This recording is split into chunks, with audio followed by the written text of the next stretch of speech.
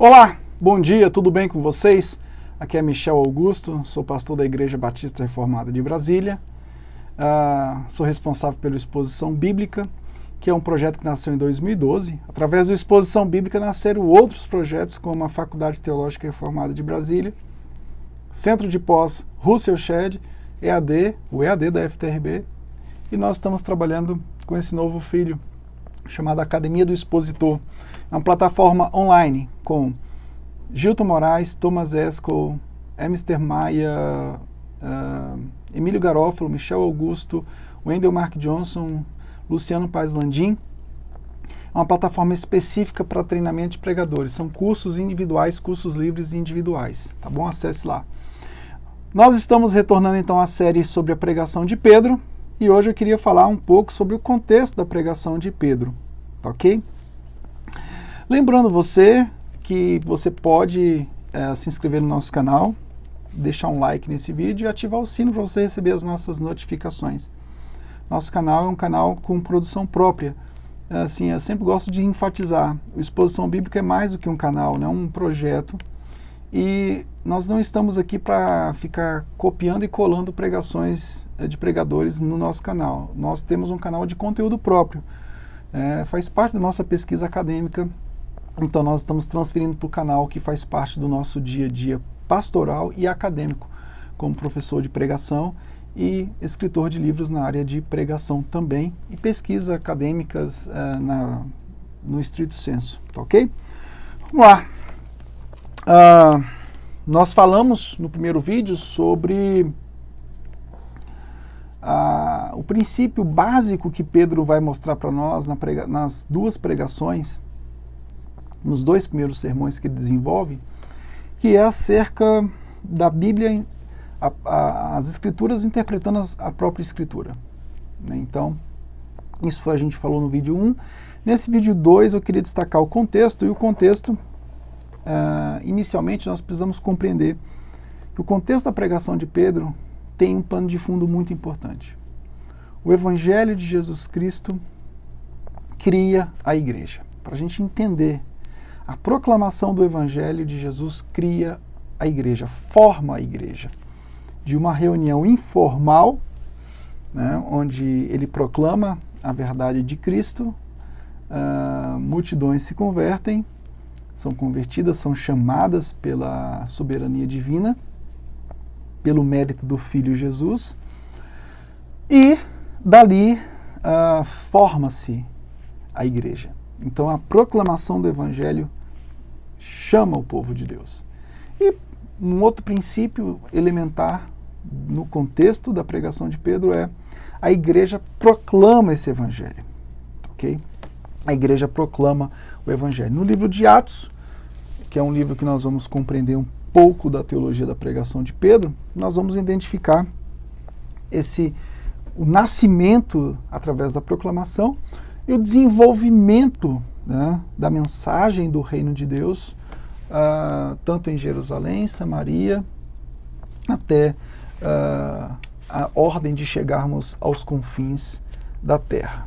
E a segunda questão que nós precisamos colocar é a necessidade, né, primordial da ação do Espírito Santo. Então, a questão trinitária é muito importante para a gente entender a proclamação do Evangelho. Pregamos Cristo no poder do Espírito, com o fim de glorificar o Pai e edificar o corpo de Cristo individualmente e coletivamente. Então, esse é um pano de fundo importantíssimo para a gente entender um pouco o contexto da pregação de Pedro, aquele que é considerado, o David Beck vai nos orientar sobre aquele que foi considerado o príncipe dos apóstolos, o porta-voz dos 12, né? E o primeiro a proclamar o Evangelho publicamente. Como pregador, ele foi testemunha ocular dos eventos que o conduziram à proclamação do Evangelho. Isso é muito importante lembrar. Ele não só testemunhou como Jesus andou, mas ele também participou dessa caminhada. Então, Pedro foi o primeiro a entrar no túmulo e a ver com os olhos que ele estava vazio, ok? Bom, sua mensagem é uma mensagem, assim como a mensagem de João Batista, a mensagem de Jesus Cristo como nosso Senhor, a mensagem de arrependimento e restauração. Arrependimento e restauração em relação ao quê? Nós sempre falamos dos pêndulos da idolatria e da adoração. O pecado de Adão conduziu o homem à idolatria, ao afastamento do Pai. Jesus, como segundo Adão, trouxe para nós a restauração. Com seu próprio corpo, com seu próprio sangue, ele cumpriu todo o ofício de rei, sacerdote e profeta, satisfazendo assim a vontade e a exigência do Pai, e não há outro nome dado entre os homens pelo qual importa que sejamos salvos: Jesus Cristo de Nazaré. Então não tem como termos uma pregação genuinamente cristã se ela não for uma proclamação centrada nos méritos de Jesus Cristo. E Pedro, ele vai trabalhar isso no sermão, nos 2 sermões dele, que formam uma base muito importante para nós entendermos acerca do que é proclamar o Evangelho. No capítulo 2 de Atos, nós já discorremos sobre isso lá no primeiro vídeo. Não vou voltar agora com o mesmo assunto que eu já discorri, mas você pode ver o vídeo número 1, que nós vamos fazer lá uma análise do capítulo 2 de Atos, tá bom? Bom, pastoralmente falando, ele proclamava o Evangelho, e a proclamação do Evangelho envolve o cuidado, o alimentar o rebanho de Deus. O que Jesus havia falado para Pedro: Pedro, se tu me amas, então você vai ter que apacenta as minhas ovelhas. Então, o rebanho do Senhor é alimentado, ele é formado, né? Ele é formado, e ele é alimentado com a proclamação do Evangelho. Capacitado pelo Espírito Santo, Pedro proclama o Evangelho, e nós vimos, de fato, um progresso dessa pregação no desenvolvimento do livro de Atos, alcançando judeus e gentios.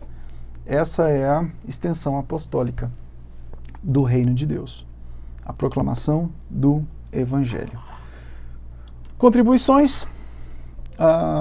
Se nós tivermos a convicção de que a palavra de Deus é normativa para as nossas vidas hoje, num ambiente tão minado culturalmente, até mesmo por muitos evangélicos que têm dificuldade de adotar a Bíblia como sua regra de fé e prática, se a gente adotar a palavra de Deus como regra de fé, de fundamento e de prática, nós não vamos ficar perdendo tempo com um processo amplamente cultural do que significa ser igreja hoje. Nós acreditamos que a proclamação do Evangelho forma a igreja. Ela faz com que uma igreja nasça, assim como Pedro proclamou num ambiente informal, e dali surge a igreja do Senhor, com a proclamação do Evangelho. E essa igreja é alimentada também pelo Evangelho. Então não vá para outro caminho. O caminho sempre é esse: proclamar para que a igreja nasça e alimentar essa igreja com o mesmo conteúdo. Tá ok? Quando a gente fala de revitalização de igrejas, plantação de igrejas, sempre vem temas bastante culturais para tentar nos ensinar a plantar a igreja de acordo com os moldes da cultura local. É claro que você tem que estudar o seu ambiente, o seu público, as narrativas das pregações de Paulo, o contexto da pregação de Paulo, a gente vai ver basicamente muita coisa nesse sentido. Mas o pano de fundo sempre vai ser a proclamação do Evangelho. Não adianta ficar criando arranjos para chamar a atenção do público, para que o público não rejeite o Evangelho. A gente fica com medo hoje, a gente fica criando vários... as pessoas criam estratégias porque parece que o Evangelho assusta. O Evangelho é poder de Deus. É o único meio que Deus pode ser glorificado e que Deus pode chamar o pecador. É pelo Evangelho, é pelas boas novas, é pelo que o Filho fez na cruz. Então, tome cuidado, viu? Porque senão você vai ficar acovardado em pregar o Evangelho achando que o Evangelho tem que estar escondido para não assustar as pessoas. Eu acho que essa é uma grande lição que a gente extrai aqui da proclamação, do contexto da proclamação de Pedro. O Evangelho cria a igreja, a proclamação cria a igreja. Um abraço, Deus te abençoe. Se inscreva no canal, ative o sino, dê um like no vídeo. Não esqueça de entrar no academiadoexpositor.com.br. Tchau, tchau.